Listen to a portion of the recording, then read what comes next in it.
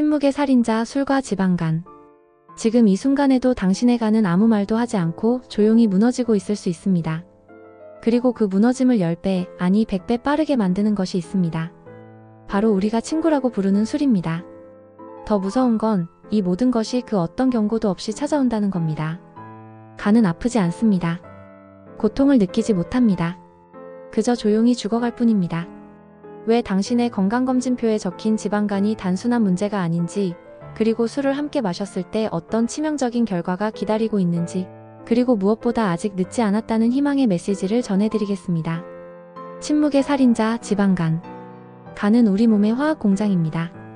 체내에 들어온 영양소를 처리하고 독소를 제거하며 호르몬을 조절하는 등 500가지가 넘는 기능을 수행합니다. 하지만 이렇게 중요한 간이 망가져도 우리는 잘 모릅니다. 왜냐고요? 간에는 통증을 느끼는 신경이 거의 없기 때문입니다.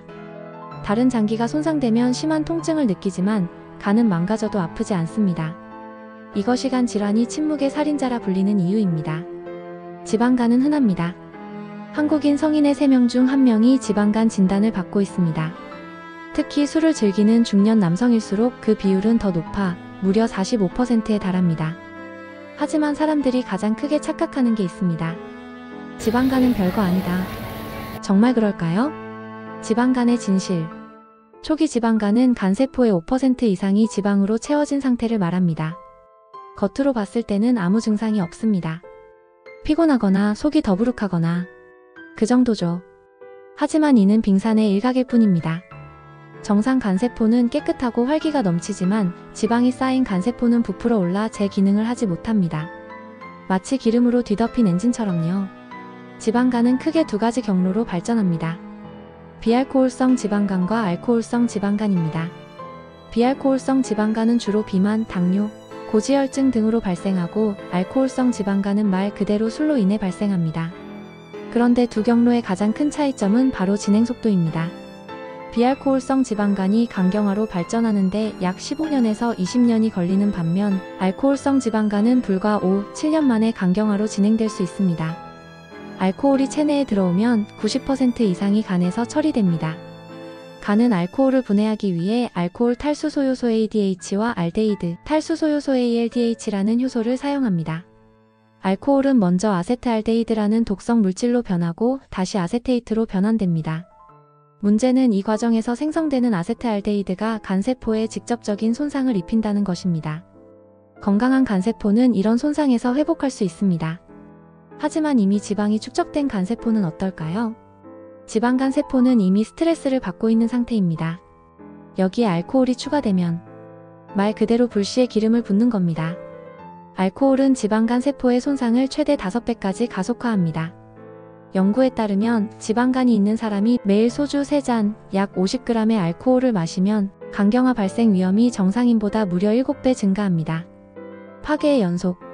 지방간이 계속 술과 만나면 어떤 일이 벌어질까요? 그 진행 과정을 자세히 살펴보겠습니다. 단계 1. 지방간. 지방간 단계에서는 간세포의 지방이 축적되기 시작합니다. 이 시점에서는 대부분 증상이 없거나 경미합니다. 간 기능 검사에서도 약간의 이상만 나타날 수 있습니다. 단계 2. 알코올성 간염. 계속해서 술을 마시면 간세포에 염증이 생기기 시작합니다. 이것이 알코올성 간염입니다. 이 단계에서는 피로감, 식욕 부진, 메스꺼움, 구토, 복통, 황달 등의 증상이 나타날 수 있습니다. 심한 알코올성 간염의 경우 사망률이 30에서 50%에 이를 정도로 위험합니다. 특히 급성 알코올성 간염은 단 한 번의 폭음으로도 발생할 수 있습니다. 단계 3. 간섬유화. 간염이 지속되면 간은 자기 방어 기제로 상처를 치유하려고 합니다. 그 과정에서 간의 흉터 조직, 즉 섬유 조직이 형성됩니다. 이것이 간섬유화입니다. 초기 섬유화는 가역적입니다. 즉, 술을 끊고 적절한 치료를 받으면 회복될 수 있습니다. 하지만 계속해서 술을 마시면 단계 4. 간경화. 간섬유화가 진행되면 결국 간경화에 이릅니다. 간경화는 간세포가 딱딱한 섬유 조직으로 대체되어 간의 구조와 기능이 영구적으로 손상된 상태를 말합니다. 간경화는 복수, 정맥류 출혈, 간성 뇌증, 황달 등 심각한 합병증을 유발합니다. 이 단계에서의 5년 생존율은 약 50% 정도입니다. 단계 5. 간암. 간경화 환자의 약 10에서 15%는 결국 간암으로 진행됩니다.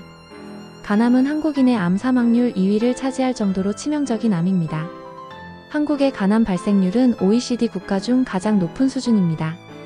그리고 그 주요 원인 중 하나가 바로 술과 지방 간의 치명적인 조합입니다. 사례 1. 52세 회사원 김영호 씨의 이야기. 저는 고등학교 때부터 술을 마셨어요. 대학생 때부터는 선배들과 매일같이 술자리를 가졌고 사회생활을 시작하면서는 회식 문화에 완전히 익숙해졌죠. 김 씨는 직장 회식이 잦은 편이었습니다. 일주일에 2, 3회 술자리를 가졌고 집에서도 맥주 한두 캔은 습관처럼 마셨습니다. 건강검진에서 지방간 진단을 받았지만 별다른 증상이 없어 대수롭지 않게 여겼어요. 다들 그렇지 뭐라는 생각이었죠. 1년 뒤 김 씨는 눈이 노랗게 변하고 식욕이 사라졌습니다. 병원에서 간염이 진행되었고 지방간이 알코올성 간염으로 악화된 상태였습니다. 김 씨의 간 수치는 정상의 5배 이상이었고 간세포는 이미 상당 부분 손상된 상태였습니다. 술을 즉시 끊지 않으면 6개월 안에 간경화로 진행될 가능성이 높았습니다. 그때 제가 얼마나 무모했는지 깨달았어요. 검사 결과를 보고 의사 선생님이 하신 말씀이 아직도 귓가에 맴돌아요. 김 씨, 지금이라도 술을 끊지 않으면 가족을 볼 수 없게 될 겁니다. 사례 2. 60세 자영업자 박민수 씨의 이야기. 술이 스트레스를 풀어주는 유일한 방법이었어요. 하루 일과를 마치고 소주 한 병은 기본이었죠. 주말에는 더 마셨고요. 건강에는 관심이 없었고 병원도 잘 가지 않았습니다. 그는 20년 넘게 건강검진을 받지 않았다고 합니다. 어느 날 갑자기 배가 부풀어 오르고 숨이 가빠졌어요. 옷이 갑자기 맞지 않게 됐죠. 화장실에 가려고 일어났는데 다리에 힘이 풀려 쓰러졌습니다. 병원에서 간경변증 판정을 받았습니다. 이미 간이 딱딱하게 굳고 기능을 거의 못하는 상태였습니다. 박 씨의 간은 이미 회복이 불가능한 상태였습니다. 복수가 차 있었고 식도 정맥류 출혈의 위험도 높았습니다. 결국 간 이식이 필요하다고 판단했지만 너무 늦었습니다. 아버지는 진단받고 6개월 만에 돌아가셨어요. 마지막까지 조금만 일찍 알았더라면이라고 말씀하셨습니다. 사례 3. 55세 공무원 출신 이정훈 씨의 이야기. 제 친구가 간경화로 고생하는 모습을 봤어요. 그때 나도 저렇게 될 수 있겠구나라는 생각이 들었죠. 건강검진에서 지방간 진단을 받았을 때 그것이 마지막 경고라고 생각했습니다. 가족들과 함께 식습관을 바꾸고 매일 40분씩 걷기 운동을 시작했습니다. 술 대신 차를 마시고 스트레스를 풀기 위해 가족과 대화를 늘렸습니다. 처음엔 너무 힘들었어요. 술 생각이 안 나는 날이 없었죠. 하지만 점점 몸이 가벼워지고 아침에 일어나는 게 편해지더라고요. 6개월 뒤 간 수치는 정상으로 회복되었고 지방간도 거의 사라졌습니다. 체중은 8kg 감소했고 혈압과 혈당도 정상화되었습니다. 술을 끊고 나서야 내 삶이 얼마나 건강하지 않았는지 알게 됐습니다. 지금이 진짜 인생이에요. 가족들과 함께하는 시간이 늘었고 취미 생활도 찾았어요. 술 없이도 충분히 행복할 수 있다는 걸 알게 됐습니다. 그럼 이제 간 건강을 위한 실천 가이드를 알려드리겠습니다. 중요한 것은 희망이 있다는 겁니다. 지방간은 회복이 가능한 병입니다. 다만 술을 함께하면 그것은 회복이 아니라 파괴의 시작이 됩니다.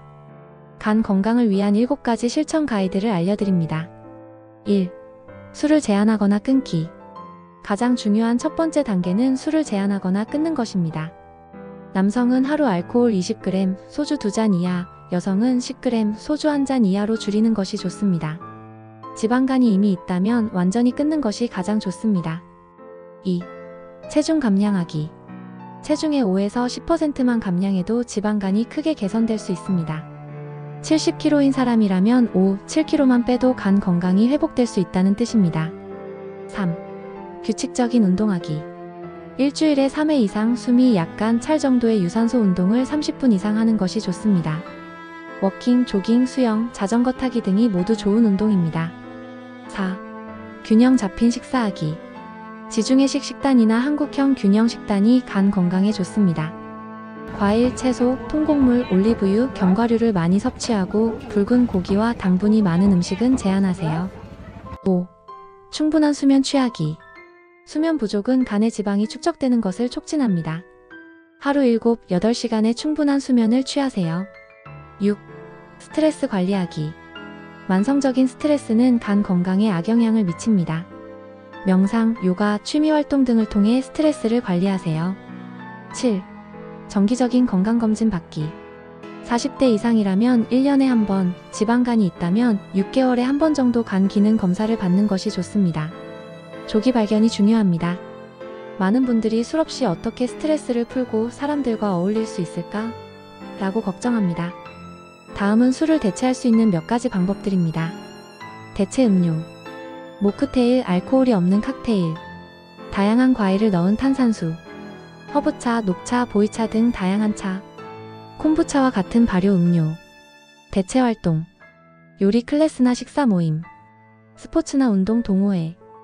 영화, 연극, 콘서트 관람. 마이너스 취미 클래스, 그림, 악기, 도예 등.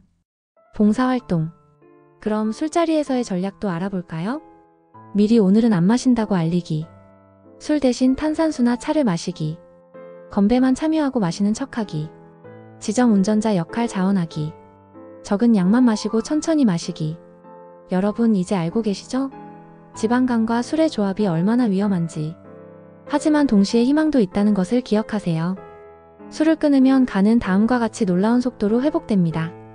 술을 끊은 지 24시간 만에 간세포 재생 시작. 일주일 후간 염증 감소 시작. 1개월 후간 효소 수치 정상화 시작. 3개월 후 대부분의 경우 지방간 상태 크게 개선. 6개월에서 1년 후 초기 단계의 지방간이라면 완전히 회복 가능. 기억하십시오. 술을 줄이거나 끊는다고 삶이 끝나는 게 아닙니다. 오히려 진짜 삶은 그때부터 시작될 수 있습니다. 더 건강한 몸, 더 선명한 정신, 더 풍요로운 관계가 여러분을 기다리고 있습니다. 내 몸을 살리는 선택 지금 하십시오. 그리고 그 선택을 통해 더 오랫동안, 더 건강하게, 더 행복하게 사랑하는 사람들과 함께 하세요. 시청해주셔서 감사합니다. 오늘의 영상이 도움되셨다면 좋아요와 구독, 알람 설정 부탁드립니다. 오늘도 건강한 하루 보내세요. 감사합니다.